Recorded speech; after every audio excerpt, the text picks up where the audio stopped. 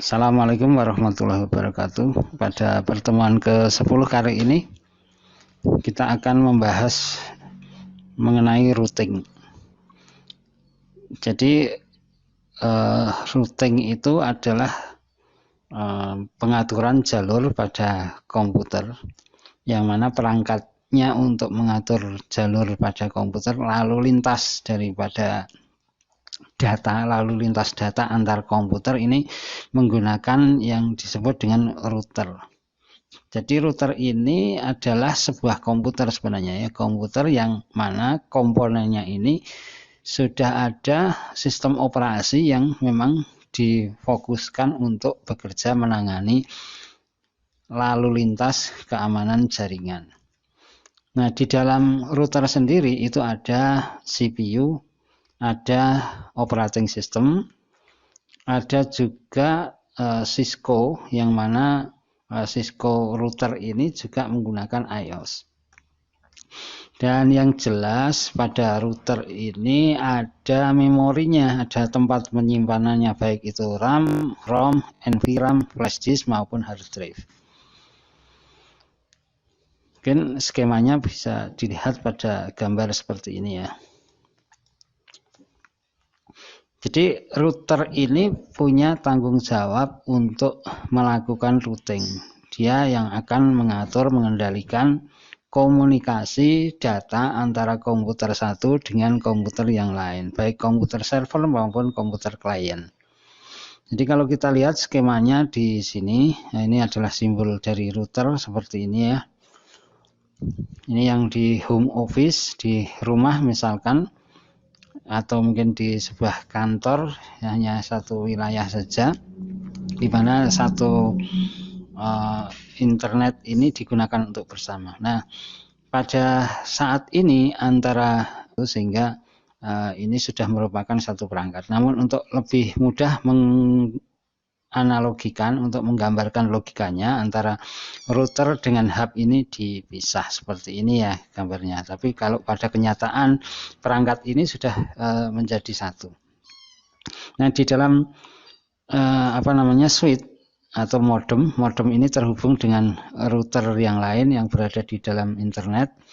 Di dalam internet ini sebenarnya ada ribuan router yang saling terhubung mereka, yang mana router-router itu juga akan terhubung ke router yang lain. Misalkan ini dalam Bina Sarana Informatika di BSI, ini yang pusatnya, sedangkan ini yang cabangnya. Jadi antara pusat dan cabang ini terhubung juga menggunakan router.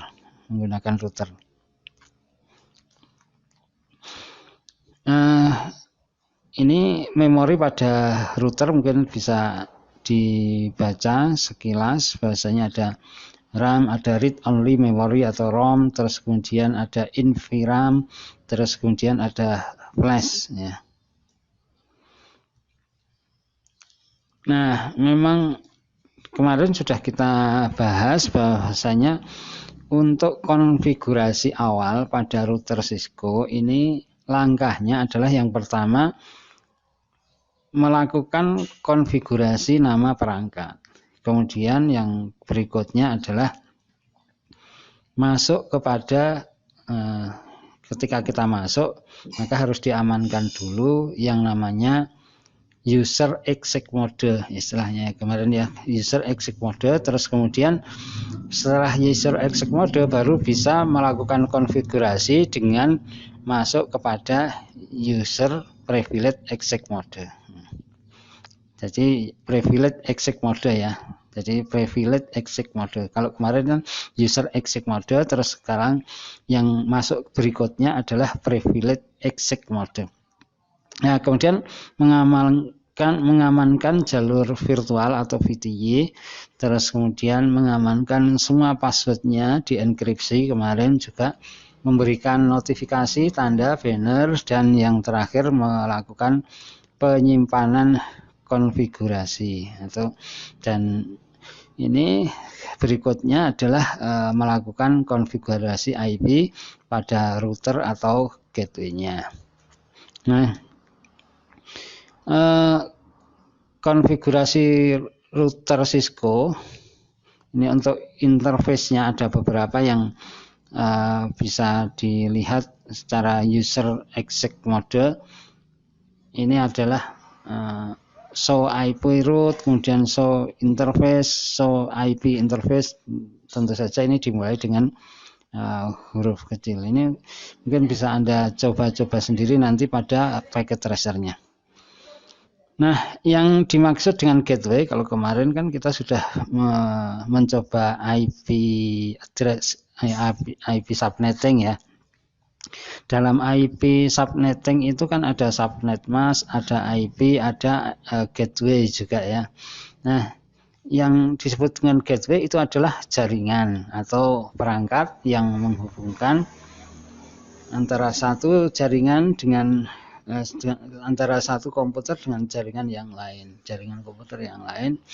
Bisa juga dengan yang berbeda subnet. Misalkan kita ini bisa terhubung ke internet ya. Di sini kita lihat gateway pada internet ini 192.168.137.1 misalkan /24. Nah, sedangkan setelah masuk ke router ini terus ini ya router, dan juga ini adalah modemnya. Ini dia sudah berubah menjadi 192.168.2.1 gateway-nya. Terus kemudian yang sini agar bisa terhubung ke switch, maka dia gateway-nya juga 192.168.2.1. Ini sama gateway-nya ya, karena ini berada di dalam satu jaringan. Sedangkan satu subnet ya. Kalau ini sudah berbeda subnet, namun tetap bisa berkomunikasi karena menggunakan yang namanya router ini ya. Nah, gambar-gambar itu sebenarnya itu untuk praktek pertemuan ke-10 ya. 10 atau 10 11 ya. Nanti kita coba kita buka pada modulnya. Ini konfigurasi default pada gateway ini diperlukan untuk sebagai sarana komunikasi antara komputer. Oke. Nah, konfigurasi router Cisco ya, konfigurasi router Cisco ada seperti ini. Ini bisa kita lihat peragaannya pada gambar ini ya, komputer slide pada pertemuan file tugas pertemuan ke-12, ini pertemuan ke-10 ya. Ini pertemuan ke-10 gambarnya seperti ini. Ini petunjuknya dalam Microsoft Word, tapi kalau mau dibaca ya boleh ya, dibaca saja ini petunjuknya. Seperti ini petunjuknya. Packet tracer navigating the IOS. Nah, ini sama ya gambarnya. Terus kemudian kita akan melakukan apa yang diperintahkan oleh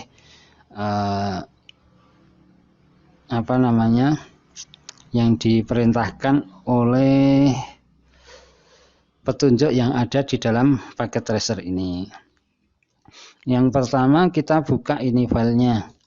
Filenya kita buka saja. Kita buka dengan menggunakan packet tracer ya. Ya. Nah, nanti setelah terbuka packet tracernya, maka kita akan melakukan beberapa langkah yang diminta oleh petunjuk yang berada di sini ya. Jadi yang pertama kita akan menghubungkan antara PC dengan router tersebut ya. Oke, ini sudah terbuka di sini ya. Sudah terbuka karena tadi saya sudah login. Mungkin kalau yang belum login ya silahkan login dulu.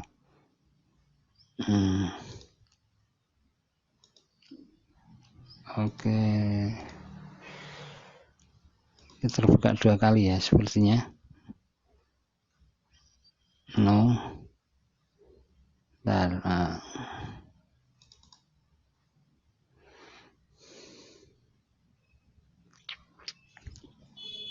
Oke, kita ulang sedikit. Sudah login seperti ini hasilnya ya, bisa login. Terus kemudian diperhatikan di sini ada completion 0 dari 20. Jadi kita akan melakukan apa yang diperintahkan agar nanti nilai kelengkapannya menjadi 20. Oke, name-nya Gues juga nggak apa-apa, atau dikasih nama lah, ini Gunawan gitu ya, Gunawan. Oke, kita oke, yes, nggak apa-apa. Tadi karena sudah saya dipakai untuk percobaan ya, uji coba ini.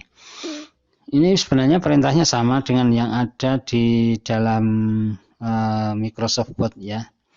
Yang pertama itu 2, 3 sama ini dengan yang ada di Microsoft Word, dan kita akan mencoba beberapa perintah dasar yang ada di sana ya. Oke, yang pertama ini ya, begitu kita melakukan satu kali pekerjaan saja sudah selesai, ini sudah komplit ya. Ini kita akan mengkoneksikan antara PC 1 dengan router yang di sini switch ya, switch 1 sebenarnya, bukan router, ini switch 1, nggak apa-apa. Tapi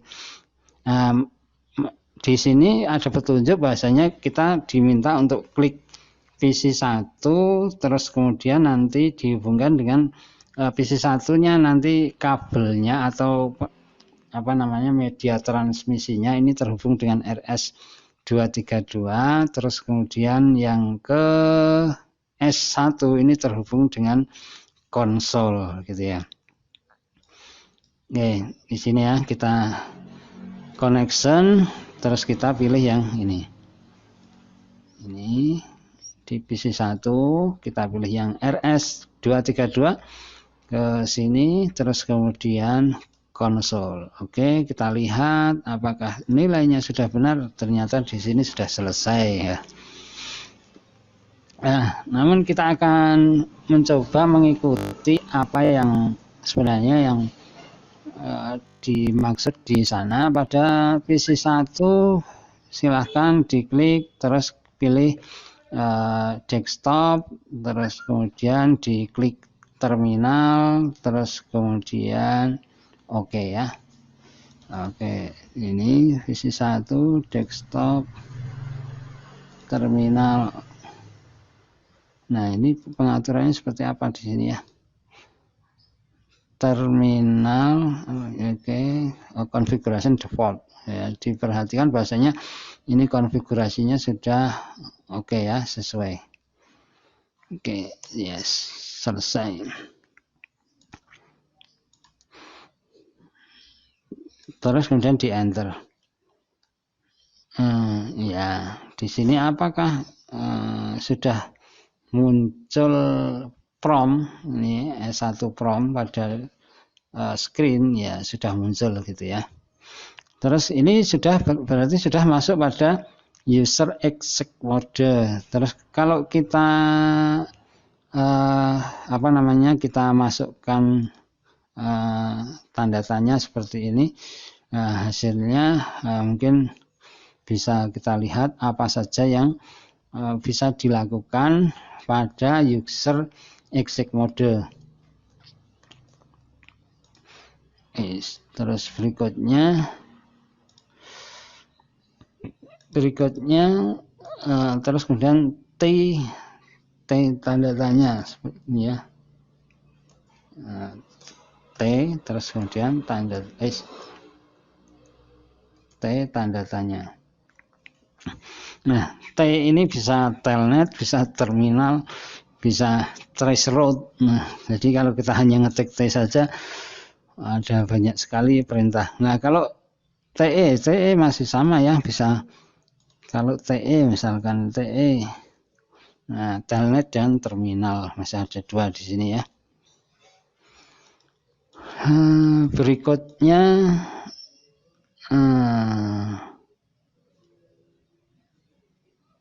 ini kita masuk ke privilege dengan cara enable ya.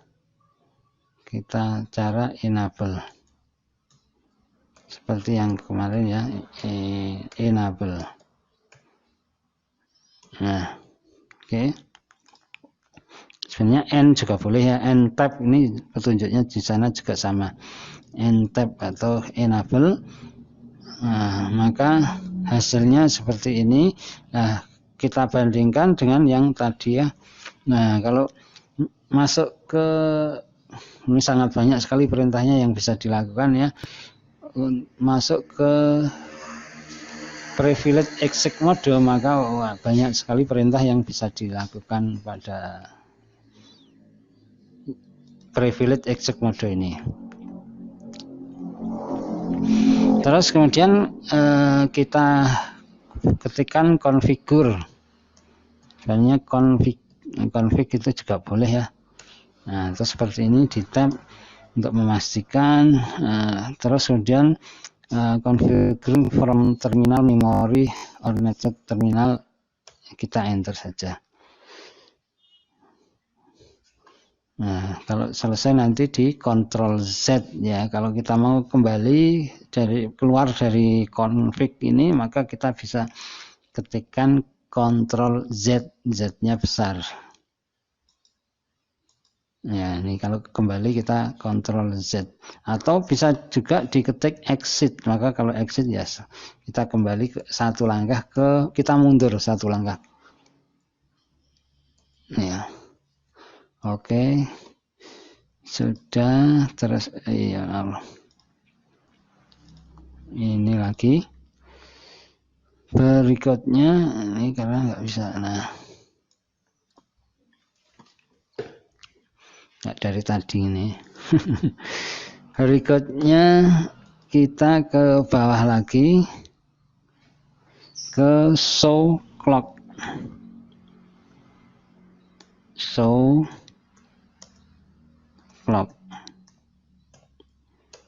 Nah, sekarang menunjukkan, wah ini ternyata belum dikonfigurasi ya. Jadi ini masih waktu 1993. Nah, sebelum lahir ini mungkin ya. Ada yang belum lahir atau sudah ini.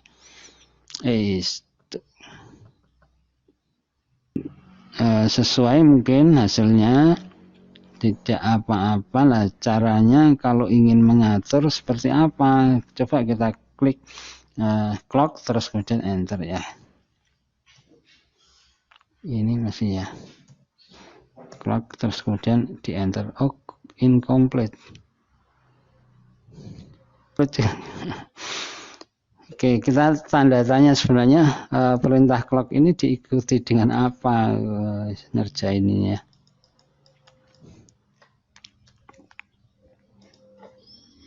Clock. Oke. Clock ini perintah yang sesuai dengan ada set, ada ini maksudnya ada set the time and date, maka harusnya clock set gitu ya. Nah, kalau kita clock set bisa nggak ada juga. Kalau clock set terus kemudian ini tanda tanya, nah ini harus diikuti dengan waktu yang kita kehendaki. Harusnya clock set terus hours atau jamnya, menitnya, detiknya. Misalkan sekarang clock set jamnya 10.20, nggak apa-apa nih, 20, detiknya 00 lah, biar gampang. Seperti ini kita oke. Oh gitu. Oke, clock set 05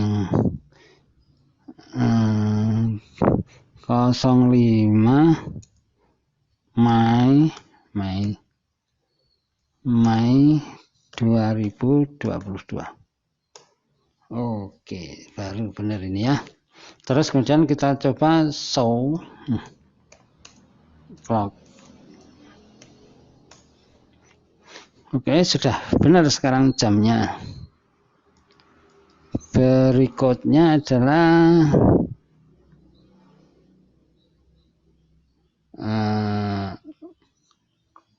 clock set. Oke, sudah. Ini tadi sudah di sana ya, sudah kita coba ini ya, clock set ini sampai sini. Nah, dicoba-coba nanti ya seperti itu. Kalau clock seperti apa, kalau ini seperti apa kan tadi sudah ya, nggak usah. Oke, kita lihat di sini yang lebih luas, leluasa. Nah, ini kita sudah selesai sampai di sini. Jawabannya mungkin Anda bisa taruh di sini ya. Oke, selesai sudah. Terima kasih. Kita sudah praktek ini. Nah, berikutnya, nah ini selesai. Sebenarnya kalau konfigurasi router ya harusnya nanti yang di router itu kita konfigurasi hostname-nya, misalkan ini ya Jakarta, enable script node dan lain sebagainya.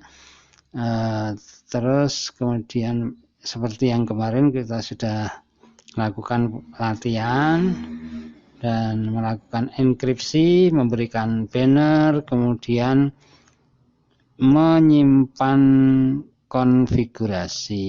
Nah, ini dan akhirnya kita menentukan IP address-nya yang digunakan untuk interface-nya. No shutdown untuk mengaktifkan interface-nya seperti ini ya. Nah, harusnya ini adalah langkah-langkah pada berikutnya, tapi bukan ini ya, bukan ini karena ini beda perangkat. Mungkin di selanjutnya ya. Ini di mana ini anunya. Oke, terus kemudian melakukan troubleshooting. Oke, sekarang kita coba troubleshooting. Nah, ini kalau ini masih mudah ya, mungkin untuk ditebak apa penyebab PC3 tidak dapat komunikasi dengan lain. Kita lihat di PC3 IP address-nya 192.168.11.13. Terus kemudian gateway-nya 192.168.1. Tidak bisa. Ini 10.1. Oh, ini ya. Jadi di sini dia kan kelas C, subnetnya beda. Di sini 11, di sini 10. Nah, di sini juga 10. Sedangkan gateway-nya juga 10. Jadi jelas nggak bisa komunikasi dengan yang lainnya. Dengan pusat pun juga tidak bisa. Oke, sudah jelas ya IP-nya yang tidak beres. Terus kemudian PC2 kenapa PC2 tidak bisa komunikasi dengan device yang lain? Karena ini ya gateway-nya beda kan, jadi nggak nyambung dia gateway-nya. Terus kemudian PC3 kenapa PC3 tidak bisa PC1, PC2 dan PC3 tidak bisa melakukan komunikasi dengan router karena gateway-nya beda. Nah, begitu ya. Oke, terima kasih sampai di sini. Apabila ada pertanyaan silahkan tinggalkan pada kolom chat yang lain. Terima kasih. Assalamualaikum warahmatullahi wabarakatuh.